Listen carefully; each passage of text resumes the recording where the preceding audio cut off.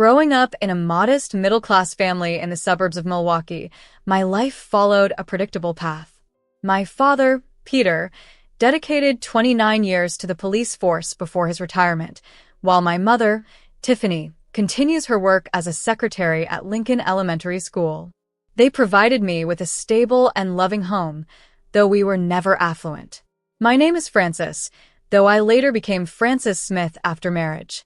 After earning an accounting degree, I secured a position at Anderson and Partners, a moderately sized accounting firm. The job offered decent pay and consistent work, and I settled into a routine of workdays that blended seamlessly into one another. However, my life took an unexpected turn one rainy Tuesday in October when I accidentally collided with Austin outside Pete's Coffee. In my haste to grab a morning coffee, I spilled it all over his expensive suit.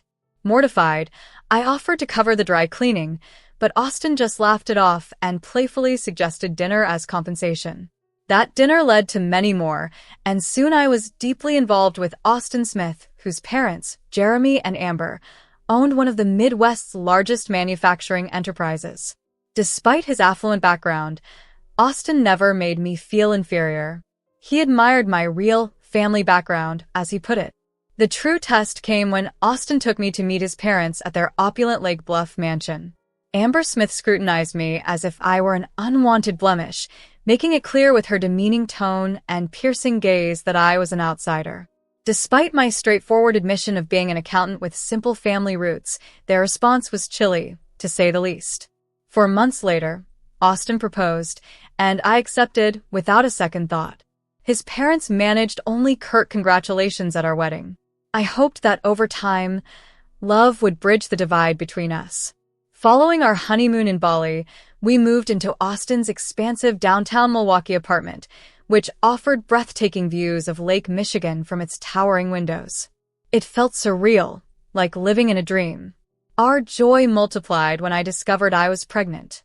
Austin was overjoyed, and even his parents seemed to warm up slightly to the news, though Amber remarked snidely about the baby's good breeding. Our son, Ethan, as we affectionately called him, was born on a chilly December morning. Holding him, I felt a profound joy that overshadowed any of Amber's critical comments or the whispered judgments at company events about the accountant who snagged the boss's son. Ethan's arrival brought happiness and a sense of completeness. The initial years of Ethan's life were filled with bliss. Austin embraced fatherhood wholeheartedly, cherishing every moment with Ethan, from reading bedtime stories to enjoying weekends at the park. His career as the financial director at Smith Industries flourished, and for a time, it seemed our little family might prove that love truly was enough. While working part-time from home as an accountant and taking care of our son Ethan and our household, I noticed that Austin's parents, Amber and Jeremy, though not fond of me, absolutely adored their grandson. They lavished him with costly gifts and frequently insisted on visiting. But as Ethan approached his 3rd birthday, I sensed a shift. Austin started returning home increasingly late, always attributing his tardiness to a significant work project, claiming it was too complex for me to grasp. The man who once hurried home to spend time with his son now barely managed to make it to bedtime.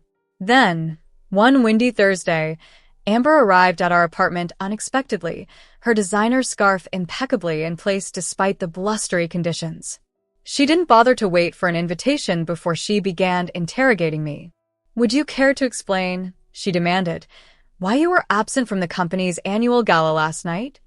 I was taken aback, unaware there had been a gala at all. "Don't play dumb, Frances.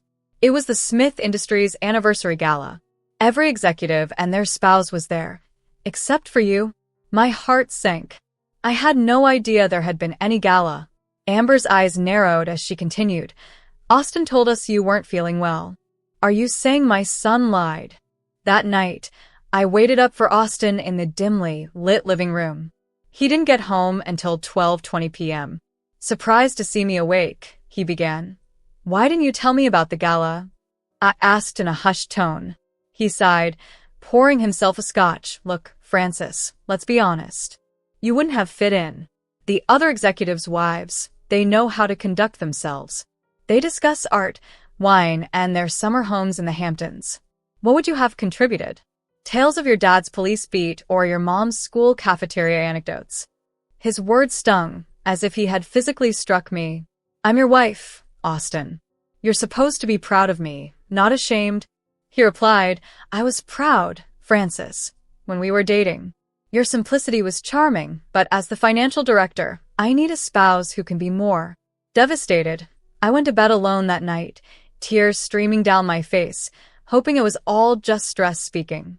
But deep down, I knew something fundamental had shifted between us, possibly beyond repair. On a routine Tuesday, as I was cleaning around our apartment while Austin worked late yet again, I entered his home office. His laptop was open, the screen still glowing. Ordinarily, I respected his privacy, but that evening, something stopped me. His email was displayed, and curiosity overcame me. I sat down and started reading an email thread with a person named Hannah, a marketing executive at Smith Industries. My hands trembled as I read their exchanges, dating back several months. The emails revealed a disdainful narrative about me. Austin referred to me as the village idiot to Hannah, lamenting about having to come home to me.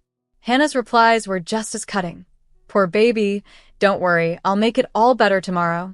They mocked me as if I were a mere joke, a naive wife oblivious to her husband's affair.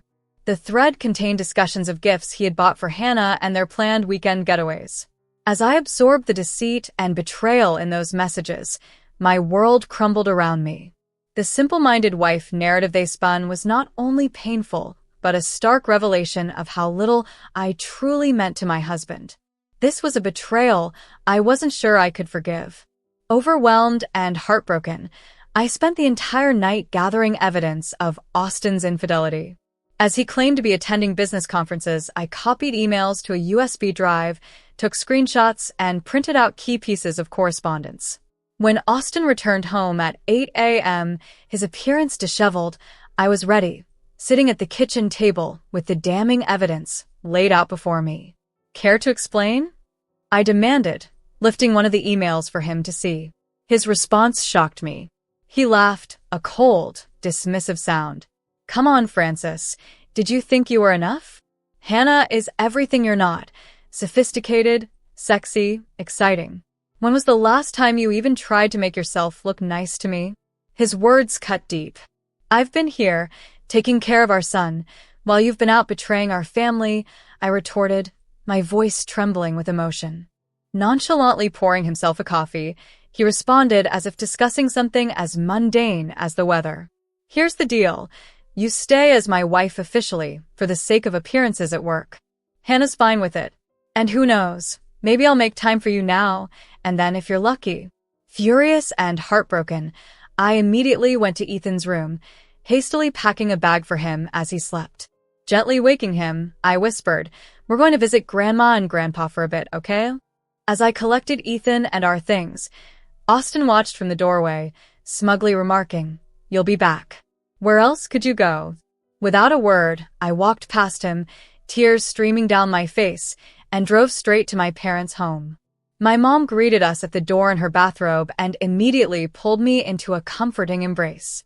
5 days later, Amber Smith herself delivered the divorce papers to my parents' home, her expression smug. I always knew you weren't right for my son, she sneered as she handed me the envelope. I'm just relieved he finally realized it too. The divorce quickly escalated as Austin not only sought to end our marriage, but also filed for full custody of Ethan. His lawyer painted a completely false image of me as an unfit mother. During the first court hearing, his lawyer portrayed me as unstable and erratic, but I was prepared. My lawyer presented the emails, revealing Austin's affair and his demeaning comments about me, which visibly shifted the judge's perspective. The evidence clearly showed that Austin was the deceitful one, not me. The judge ruled in my favor, granting me primary custody of Ethan, with Austin receiving visitation every other weekend and ordered to pay substantial child support. I returned to full-time work at the accounting firm, while my parents enthusiastically took on grandparent duties. Life settled into a new, honest, and peaceful rhythm until one Sunday, when Austin showed up at my parents' modest home in a luxury vehicle, Hannah in tow. She stepped out, dressed extravagantly, looking disdainfully at our simple, lived-in surroundings. As she scoffed at a family photo, calling our home literally a dump, I felt my patience wane. "Watch your mouth," I warned sharply. She turned to Austin and sneered, "You can't let your son stay in this." But I stood firm, ready to protect my son and our dignity, no matter what. As Hannah disparaged my elderly parents, indicating they belonged in a ditch somewhere, my body trembled with uncontrollable anger. "Get out," I demanded, my voice shaking. "Both of you, get out of my parents' house right now." "Or what?" Austin retorted with a sneer. "You know what, Francis? I'm done playing nice. I'm going to take Ethan, and I'm going to destroy you. Do you think you won in court? Just wait." With no more patience left, I pushed them towards the door. "Get out."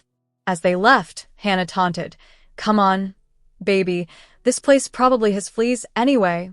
Watching their luxury car drive away, I embraced my parents, feeling my mother's tears and seeing the fury in my father's eyes. But as the car vanished down our street, a new sensation overtook me. I was no longer afraid. I was filled with righteous anger. The next evening, as I sat numbly at the kitchen table, my dad joined me with a determined look. "Sweetheart," he began, "sometimes the best defense is a good offense. Remember Mr. Henry? He worked with me and is now a private investigator. He's thorough and discreet." His words sparked an idea, especially after recent cruel online comments from Hannah and demeaning emails from Austin. "How much does Mr. Henry charge?" I asked. Soon after, I found myself in Mr. Henry's downtown office, a gruff yet kind man I'd known since childhood. As weeks of harassment continued, Mr. Henry worked quietly in the background. Then one day, he urgently called me into his office. "Sit down," he said, handing me a thick file. "Hannah isn't her real name. She's been using her sister's identity. Her real name is Evelyn." As I flipped through the pages, my shock deepened.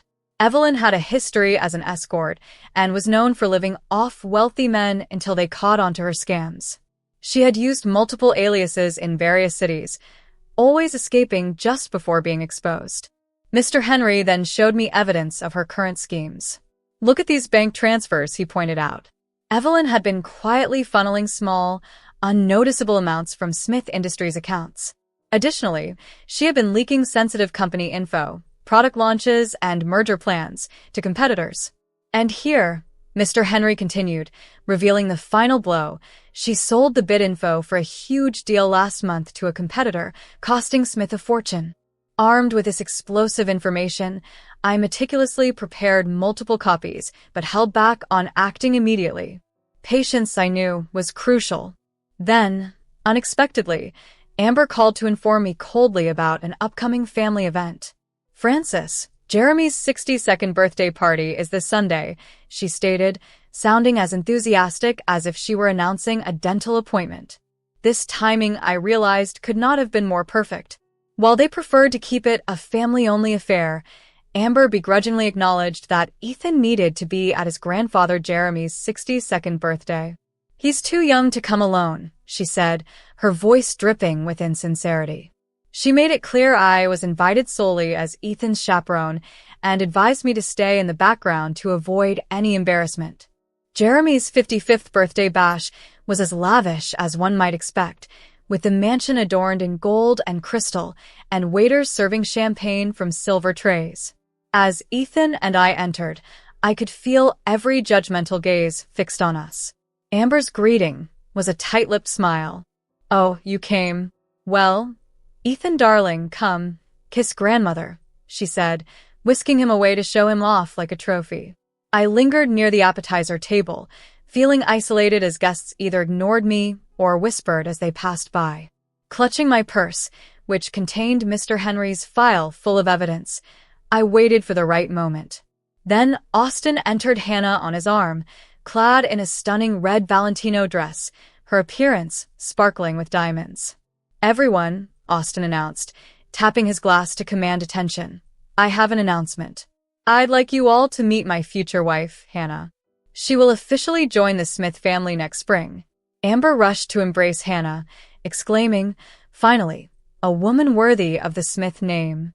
Harvard educated, from a wonderful family, she gushed, casting a disparaging glance my way. Jeremy echoed the sentiment with a derisive look in my direction. Hannah basked in their praise, declaring how blessed she felt to be joining such a distinguished family and vowing to be the wife Austin deserved. That was my cue. Standing up, my voice steady, I interrupted the proceedings. Speaking of what people deserve, I announced, holding the file aloft, I have a few things to share about the future, Mrs. Smith. Austin's face darkened. Francis, don't make a scene, he warned. Ignoring him, I addressed Hannah directly. Tell me, Hannah, or should I say Evelyn, how's your sister feeling about you stealing her identity? The room fell silent, all eyes now on us. Hannah's complexion paled. Amber demanded an explanation. What is she talking about? I revealed, the real Hannah is a school teacher in Minnesota. This woman, I pointed at Hannah, is actually Evelyn, former escort and con artist. Hannah's protest was weak. She's lying, she cried out, but I was already laying out the evidence. Photographs, bank statements, police reports.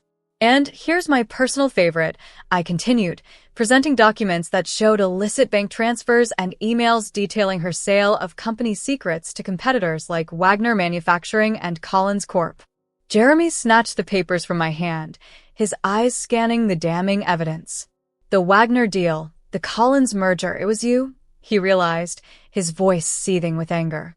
Hannah stammered, trying to explain, but Jeremy was beyond listening.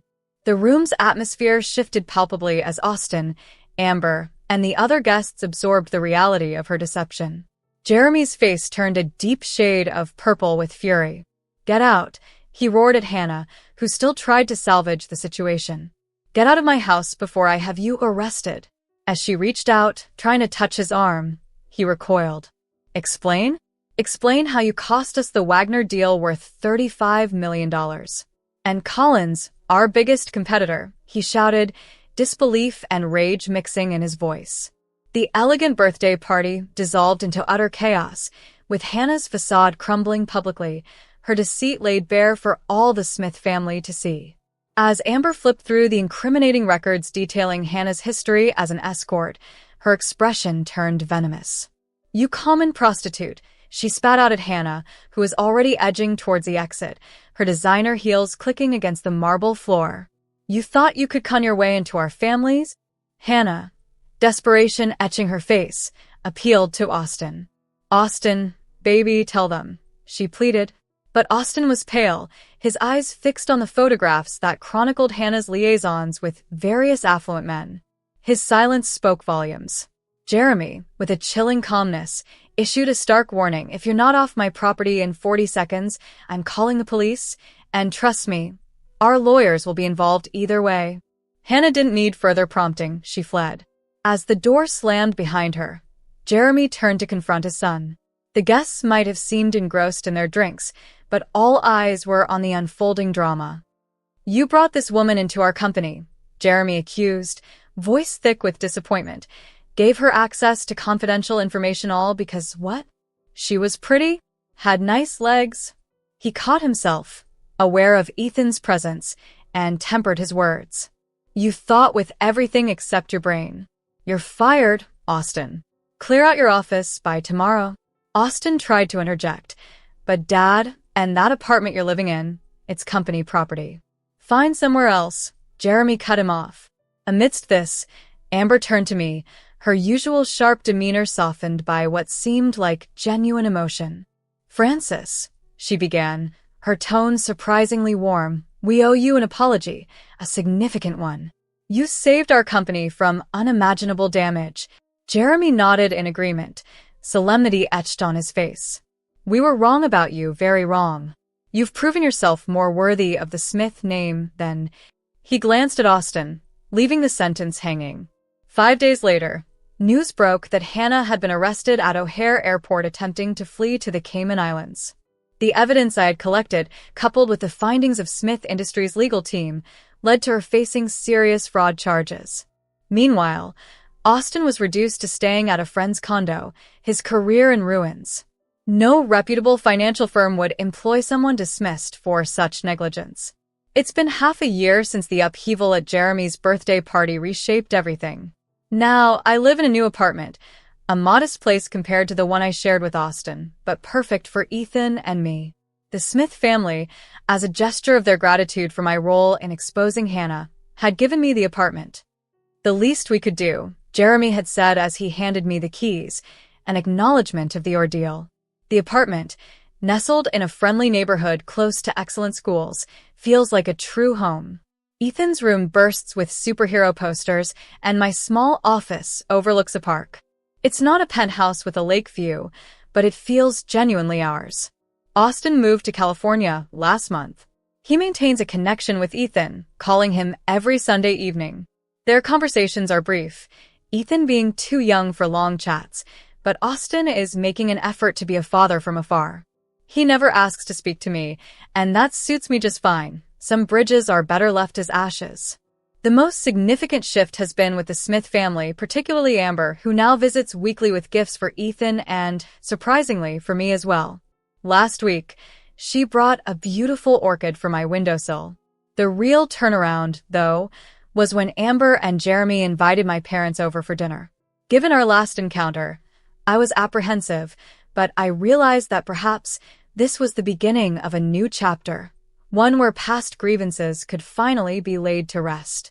The last time everyone had been gathered together was at my wedding, an occasion where the differences in social class were quite noticeable. However, a change has occurred since then. I observed with surprise as Jeremy engaged my father in conversation about his police career, showing a real interest in his experiences. Meanwhile, Amber and my mother bonded over their gardening passions, sharing tips on cultivating roses. At the close of the evening, Amber turned to my mom and remarked, "Tiffany, you and Peter have raised an exceptional daughter. We regret not recognizing it sooner." My mother responded with calm pride, "We've always known what Francis could achieve. Sometimes others need more time to see it. Life isn't flawless. There are days I find myself missing the man I believed Austin to be, and I worry about how Ethan will cope with having a father who is far away. But then I see Ethan, vibrant and thriving, spending time with all of his grandparents, and I feel reassured about our future." Recently, Ethan came across an old wedding photo of Austin and me. "Do you miss Daddy?" he inquired. Sitting beside him, I pulled him in close. "Sometimes," I admitted openly. "But remember, life doesn't always unfold as we plan. It can go awry before it gets better. The most important thing is to remain true to yourself." That evening, as I tucked him into bed, I pondered our transformation, from a once marginalized accountant for the Smith family to the woman who rescued their business. The fairy tale endings we dream about don't always come to pass. Sometimes, they turn out to be even more wonderful than we expected.